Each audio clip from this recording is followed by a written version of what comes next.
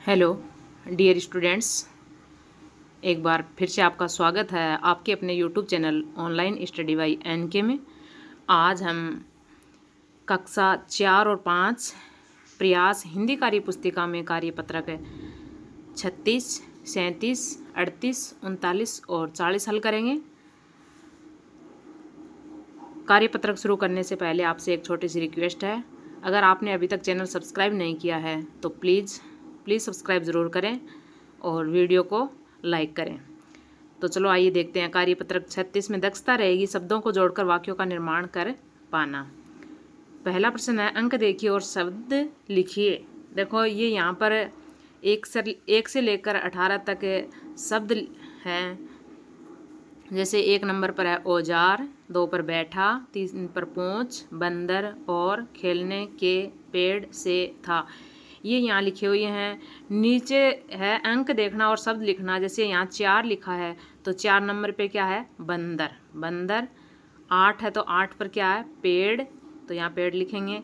11 पर 2 नंबर पे है बैठा, बैठा लिख देंगे यहाँ। 10 पर है था। ऐसे लिखना है, बंदर पेड़ पर बैठा था। आगे है 18 नंबर पे, वह है 16 पर नीचे, 17 पे उतरा, 5 पे और 15 पे बढ़ई। ऐसे ही आगे है 7 नंबर पे है के औजार। देखो बंदर पेड़ पर बैठा था, वह नीचे उतरा और बढ़ई के औजार से खेलने लगा, औजार से पूंछ कट गई। ये जो अंक दे रखा है उस पे जो शब्द लिखा है वो हमें इसके नीचे लिखना है। ये हो गया कार्यपत्रक 36। अगला कार्यपत्रक है 37। दक्षता रहेगी अपनी कल्पना से कविता या कहानी को आगे बढ़ा पाना। पढ़िए और बात को आगे बढ़ाइए। तैरने में है बहुत मज़ा, नहाने में है बहुत मज़ा, ठंडे पानी में है बहुत मज़ा, बारिश में है बहुत मज़ा, बर्फ़ में है बहुत मज़ा, खेलने में है बहुत मज़ा, पढ़ने में है बहुत मज़ा, लड़ने में है बहुत मज़ा, सोने में है बहुत मज़ा। दूसरा है कविता आगे बढ़ाइए। चिड़िया बोली चूँ चूँ चूँ, चिड़िया बोली चूँ चूँ, बंदर बोला खों खों, कुत्ता बोला भौं भौं, बकरी बोली मैं मैं, मेंढक बोला ट्र ट्र, बिल्ली बोली म्याऊं म्याऊं, कोयल बोली कुहू कुहू, कौवा बोला काऊ काऊ। ये था कार्यपत्रक 37। अगला कार्यपत्रक देखते हैं 38 का। दक्षता रहेगी व्यवहारिक व्याकरण यानी सर्वनाम शब्दों की पहचान कर प्रयोग कर पाना। पहला प्रश्न है, सही शब्द चुनकर रिक्त स्थानों की पूर्ति कीजिए। देखो यहाँ पर 4 सर्वनाम शब्द दिए हैं, तुम, तुम्हारा, तुमसे और तुमने। रवि तुम कहाँ जा रहे हो? मुझे तुम्हारा पेन चाहिए। राम ने पूछा कल तुमने क्या खाया था? वह तुमसे मिलने आया था। आगे देखो ये 4 सर्वनाम शब्द फिर है यहाँ पर, हम, हमारा, हमसे, हमें। अब देखो कल हम सब साथ साथ खेलेंगे, राम हमसे मिलने आया था। क्या हमारा कूलर खराब हो गया? क्या हमारा कूलर खराब हो गया है? क्या तुम हमें भूल गए हो? ये हैं। फिर आगे है आप, आपका, आपसे, आपको, आपने। ये 5 सर्वनाम शब्द हैं। मुझे आपका पत्र मिल गया था। राम को आपसे ज़रूरी बात करनी थी। इनमें से छांट के लिखना है यहाँ पर। कल आप कहाँ गए थे? ये आप यहाँ जाएगा। वह आपको कुछ देना चाहता है। किसी से आपने कुछ कहा तो नहीं? ये इनमें से छांट के हमने लिख दिए हैं। ये था कार्यपत्रक 38। अगला कार्यपत्रक देखते हैं 39 यानी 39 का। दक्षता रहेगी गद्यांश अथवा पद्यांश को पढ़कर उत्तर दे पाना। यहाँ एक देखो ये 4 लाइन दी हुई हैं, इनको हम पढ़ेंगे। अनिल और आशा दोनों भाई बहन हैं।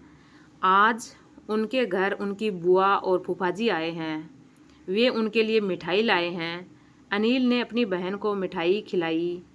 बुआ जी की बेटियां नीरू और विशु भी उनके साथ आई हैं। फूफा जी ने बताया कि विशु की मेहनत का ही परिणाम है कि आज उसकी अच्छी नौकरी लगी है। आशा के माता पिता ने विशु को नौकरी लगने की बधाई दी। देखो, अनिल और आशा दोनों भाई बहन हैं। उनकी बुआ और फूफा जी आए हैं और बुआ की लड़कियां नीरू और विशु भी आई हैं। और विशु नौकरी लगी है किसकी वजह से? मेहनत की वजह से। अब प्रश्न है नीचे, अनिल और आशा के घर आए हैं। कौन आए हैं? बुआ और फूफा जी। फूफा जी ने विशु की नौकरी लगने का क्या कारण बताया? विशु की मेहनत। फूफा जी ने क्या कहा? विशु की मेहनत का ही परिणाम है कि विशु इतनी अच्छी नौकरी लगी है, तो विशु की मेहनत। उक्त गद्यांश में खिलाई शब्द ध्वनि के समान ध्वनि वाले शब्दों को छांटकर लिखिए। तो खिलाई के समान मिठाई, बधाई, आई, ये 3 शब्द हैं। अगला है 4 का, बुआ और फूफा जी के साथ और कौन आया था? तो देखो, कौन आया था? बुआ जी की बेटियां नीरू और विशु। 5 का है, आपके घर जब कोई मेहमान आता है तो आपको कैसा लगता है, बताइए। जब हमारे घर कोई मेहमान आता है तो हमें बहुत अच्छा लगता है। कैसा लगेगा? अच्छा लगता है। उपयुक्त गद्यांश में आए स्त्रीलिंग व पुल्लिंग शब्दों को छाट कर लिखिए। देखो, यहाँ हम स्त्रीलिंग और यहाँ पुल्लिंग लिखेंगे। देखो, स्त्रीलिंग आशा, बुआ जी, नीरू, विशु, माता, बहन, बेटियाँ, ये सब स्त्रीलिंग शब्द हैं। पुल्लिंग में जैसे अनिल, फूफा जी, पिता, भाई, ये पुल्लिंग शब्द हैं। तो ये था कार्यपत्रक 39। अगला कार्यपत्रक देखते हैं हमें 40 का। दक्षता रहेगी अपनी कल्पना के आधार पर चित्र बनाना और वाक्य लिखे पाना। पहला प्रश्न है, इन शब्दों पर आधारित चित्र बनाइए। बरसात, छाता, बच्चे, नदी, बादल, घर, नाव, अमन, सरिता। देखो, एक चित्र बनाना है, उसमें ये सब आना चाहिए। बरसात हो रही हो, बच्चे हों, छाता हो उनके पास, नदी जा रही हो, बादल हो रहे हों, घर है, घर होना चाहिए, नाव है, अमन और सरिता। देखो, ये मैंने बनाया है छोटा सा एक चित्र, जिसमें देखो बादल हो रहे हैं, बारिश आ रही है, ये घर हैं, यहाँ अमन और सरिता छाता ओढ़ रखा है, ये नदी जा रही है, ये नाव चल रही है इसमें। ये सब आपको बनाना है।